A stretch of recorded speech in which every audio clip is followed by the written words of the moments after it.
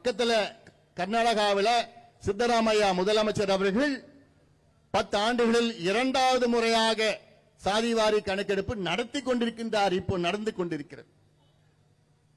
ஒடிசாவில் அங்கே அந்த ஆட்சியில நவீன் பட்நாயக் முந்தைய முதலமைச்சர் அவர்கள் அங்கே தொடங்கினார் சாதிவாரி கணக்கெடுப்பு. பீகாரிலே முதலமைச்சர் நிதிஷ்குமார் அவர்கள் சாதிவாரி கணக்கெடுப்பு நடத்தி முடிச்சிட்டார். ஆக இவ்வளவு மாநிலங்கள்ல சாதிவாரி கணக்கெடுப்பு நடத்திட்டு இருக்கிறாங்க, நடத்தி முடிச்சிட்டாங்க. ஆனா நம்ம முதலமைச்சருக்கு மட்டும்தான் எங்களுக்கு அதிகாரம் இல்லைங்கோ, அதெல்லாம் எங்களுக்கு தெரியாதுங்கோ. ஏன்னா நாங்க தமிழ்நாடு இந்தியாவில் இல்லைங்கோ, ஜப்பான்ல இருக்குங்கோ. அப்படியா?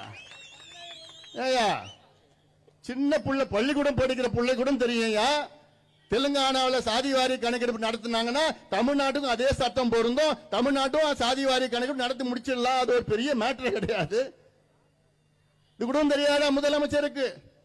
ஏன் முதலமைச்சர் சுத்தி இருக்கிறவங்க அந்த 4-5 வியாபாரிகள் இருக்கிறாங்களே, நான் அவங்க அமைச்சர்கள் பேச மாட்டேன், வியாபாரிகள் வியாபாரம் தான் பண்ணிட்டு இருக்காங்க, நிர்வாகம் எல்லாம் பண்ணல. நீங்க ஒழுங்கா நிர்வாகம் பண்ணிருந்தீங்கன்னா நீங்க உங்களுடன் ஸ்டாலின் முகாம்ல நடத்த தேவையில்லையே.